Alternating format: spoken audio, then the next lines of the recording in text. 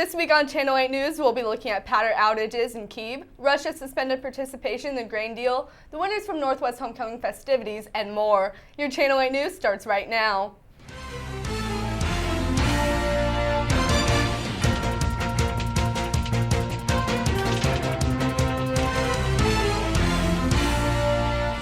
Thanks for tuning in to Channel 8 News, the show where we provide news coverage on the Northwest Missouri State University campus and in the Maryville community. I'm Byrd. And I'm Alexis Kuhnert. Before we get into this week's stories, be sure to like, subscribe, and hit that notifications button for all the latest news and updates.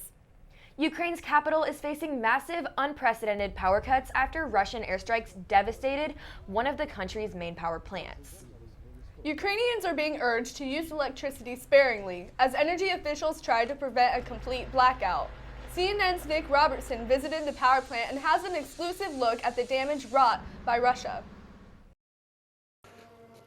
The sirens are going off. We've only just arrived at the power plant. Everyone's going into the bunker. We're going to have to go in too. There's no fuss. Everyone here knows what to do. We've agreed not to show faces or name the power plant for security reasons.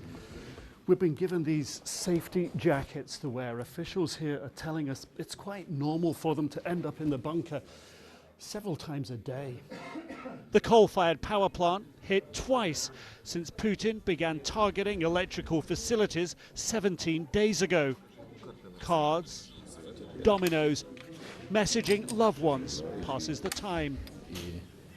But as this 29-year veteran of the Soviet-era plant tells me, every minute in the bunker is time wasted. They need to be up top, repairing the bomb damage. An hour and a half later, they're all clear. Everyone back to work. One of the first things you notice here is just how quiet it is. No generators thumping away. Around the corner, engineers already out of the bunker making repairs. But those cables, the easy bit.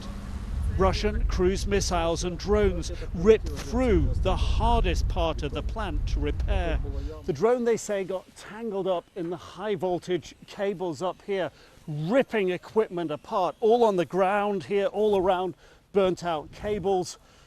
And over here, burnt out equipment. And the problem, officials say, is that this part of the site was the most sensitive part. It's been offline since. Officials here convince Putin's power engineers are advising his military how to crash Ukraine's grid. For sure, they know the weak place, and actually they hit it for 3 times in the same place. As for how long repairs will take, no one knows. The equipment is quite unique. To produce some of them we need from 8 to 18 months, and actually we don't have so much time. The clock, despite some speedy repairs, ticking in Putin's favor. More than 40% of the grid taken offline in less than 3 weeks. This is where the cruise missile impacted. 2 drones came down over there. The pylons here were taken out. They've been repaired already. But that's the big test right now. Can Ukraine repair faster than Russia can bomb and destroy? Nick Robertson, CNN, at a power plant in Ukraine. Heading for Africa, Asia, and Europe. This included the bulk carrier Lena, which contained 25,000 tons of corn for Egypt, the ministry said in a statement. It added 403 ships containing 9.1 million tons of product for Asia, Europe, and Africa that had left Ukrainian ports since the deal was brokered in July. Russia said on Saturday it has decided to suspend its participation in the UN-brokered grain export deal with Ukraine after the drone attacks on the Crimean city of Sevastopol on Saturday, for which Moscow blamed Kyiv for being responsible. Taking into account the act of terrorism committed by the Kyiv regime with the participation of British experts on October 29th this year against its ships of the Black Sea Fleet and civil vessels involved in the security of the grain corridor, the Russian side suspends its participation in the implementation of the agreements on the export of agricultural products from the Ukrainian ports, the Russian Defense Ministry said in a statement. Although Russia blamed Saturday's attack on Sevastopol for suspending its participation in the deal, Moscow has long threatened to pull out of the agreement. Russian President Vladimir Putin had previously criticized that the grain was taken to the EU countries instead of the poorest countries in need. When we return, we'll be kicking it over to Bearcat Update with Skyler Stamps. Don't go away. Unlike other organizations on and around campus, here, the students do it all. KNWT is a student-run and student-produced television station. To support this content and Northwest Media students, you can go to our YouTube channel at KNWT Channel 8 and watch the latest shows or even enjoy blasts from the past.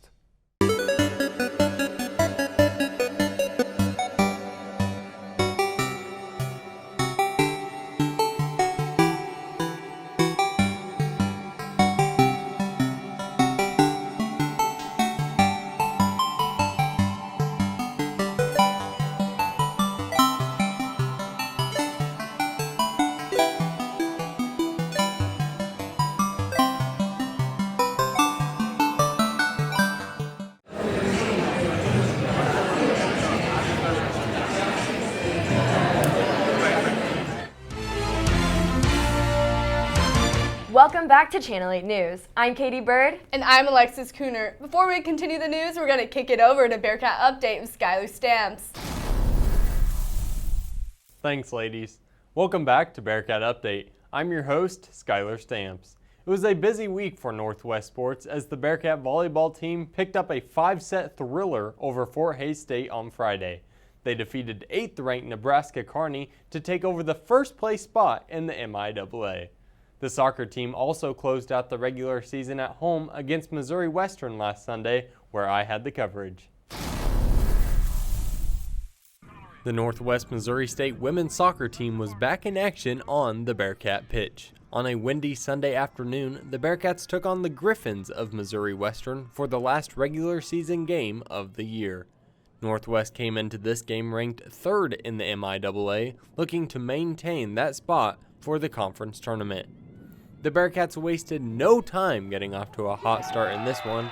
With only 5 minutes ticked off the clock, Hannah Sterling finds the back of the net as she got the Bearcats on the board 1-0. Shortly after, Kaylee Rock would head one in to extend the Bearcats' lead, but the assistant referee would call the Bearcats offsides and take the point off the board. The score at the half would remain the Bearcats 1, Griffins 0. In the second half, both teams would have their opportunity to net a goal, including this last-second corner kick for the Griffins. But both defenses held their ground, and when the clock hit 0, the Bearcats took the 1-0 win. After the conclusion of the regular season, the MIAA Conference released their all-conference honors, which boasted 9 Bearcats. Junior forward Kaylee Rock, freshman goalkeeper Lily Ellis, and senior Leticia Bonifacio led the Bearcats with their first team selections. Heading into the postseason, the Bearcats earned the 3rd seed in the MIAA tournament and will face the 6th-seeded Washburn Ichabods. Earlier this season, the Bearcats defeated the Ichabods 1-0. The Bearcats would defeat the Ichabods on Sunday by a score of 3-0 to move on to the semifinals against Emporia State on Friday at Emporia, Kansas.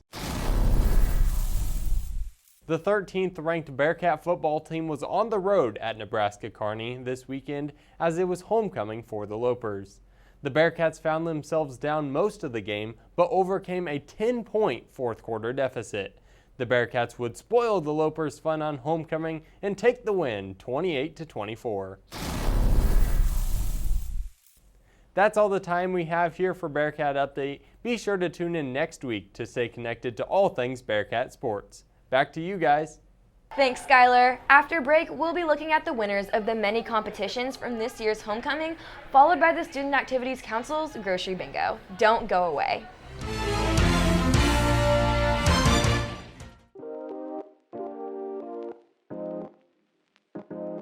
KNWT for Hire is all about sharing a story, a message, and connecting the community. We cover a multitude of events, both within the university and Maryville. We roll in, we set up, and we capture.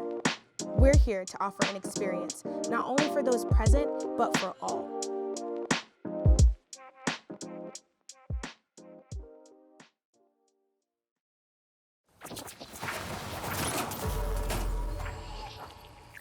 Hey everybody, we have another episode of cool news, great packs, and an awesome game. all here on Nerd Central.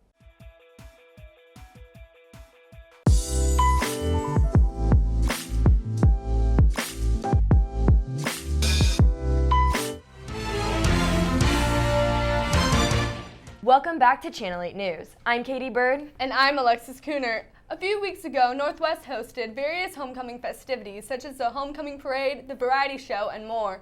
Last week, the Northwest Homecoming Committee hosted an assembly to announce the winners of various activities that took place during homecoming.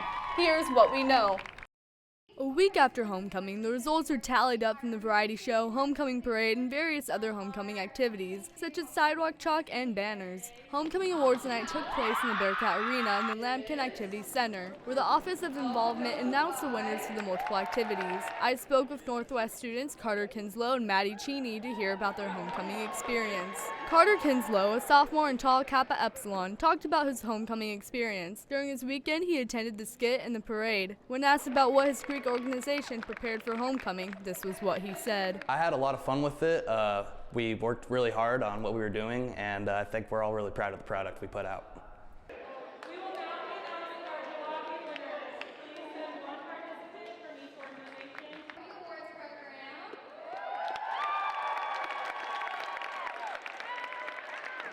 All Greek life was present at the event to hear the results for homecoming. For each award given, the Greek organization sent a spokesperson to collect the award and snag a picture of homecoming king and queen, Foster Huggins and Hadley Douglas. Maddie Cheney, a freshman in Alpha Delta Pi, talked about how she helped her sorority prepare for homecoming and what she attended. Attended float hours, which was leading up to homecoming and working on the float, and then I went to the parade and the football. The parade was very cool to watch. It was so cool seeing everybody's different floats and all the different organizations that participated, and then the game was fun to watch. It was a great game.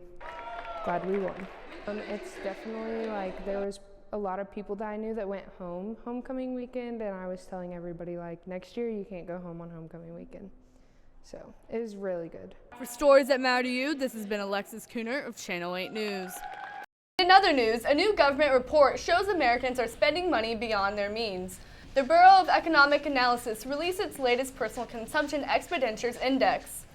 The index measures prices paid by consumers for goods and services. It showed consumer spending increased over 0.5% from August to September, while savings fell and incomes only grew 0.4%. Experts say spending still outpaces income when you adjust for inflation. All in all, the PCE showed prices climbed 0.3% from August to September, but surprisingly, the index remained unchanged for the year. And in related news, hundreds of students filled the rec center this past week, but surprisingly, it wasn't for basketball. Let's see what drew so many people in. On the evening of Thursday, October 27th, the Rec Center hosted Northwest's annual Grocery Bingo Night put on by the Student Activities Council. Hundreds of students poured into the Rec Center to have a fun night full of bingo, free groceries, and prizes. I spoke with an organizer of the event to learn the logistics of it. My name is Gracie Brindle, and I am on SAC, which is Student Activities Council. We decided to kind of get a little bit of everything. We have a breakfast table, we have a lunch and dinner table, we have a snack table, and then we also have a drink table. So from each table, they're allowed to get a certain amount of items when they win. And so we were able to put this together by just the funds that we were given for this event. Putting the event out there and stuff like that has been able to make this event come together. I think students should come to Grocery Bingo. I mean, number one, free groceries. Who doesn't love free groceries? But I think it's also just a fun time. We do have a raffle, so if you come to Grocery Bingo and you just get your digital ID checked in, then you are in a drawing for an air fryer, there's a bike, there's a Nintendo Switch, and so you're automatically entered already for that. And I love seeing my friends come, and I love seeing people win and different groceries that they pick out. I think it's also just a fun opportunity to have some fun with your friends. I also spoke with a new Student Activities Council member to learn their take on Grocery Bingo. My name is Jenna Pepper, and I'm part of SAC, which is Student Activities Council. I'm actually a freshman, so this is my first year, and I'm very excited to be helping them. The event, I'm really looking forward to people yelling bingo, because I feel like that's gonna just like you're gonna hop up and yell bingo. I'm so excited for that. I just think that everyone needs to show up. Everyone needs to know about it. I posted on my Snapchat story so many times because I wanted so many people to show up and have the opportunity to get free food. Hey, you guys did great. You guys did great. Overall, this event was a huge success with many Northwest students able to win free groceries while having a fun night at the rec. Until next time, I'm Katie Byrd with Channel 8 News. Well, that is all the time we have here at Channel 8 News, but before we go, be sure to click on the links below to rewatch certain sections of our show over all the events here at Northwest we've mentioned in this episode. We also want to hear from you guys, so leave a comment below on these stories. And be sure to like, subscribe, and hit that notification button for all the latest news and updates, as well as our other content right here on our YouTube page at KNWT TV. For the stories that matter to you, I'm Katie Byrd. I'm Alexis Kuhnert. And have a great night.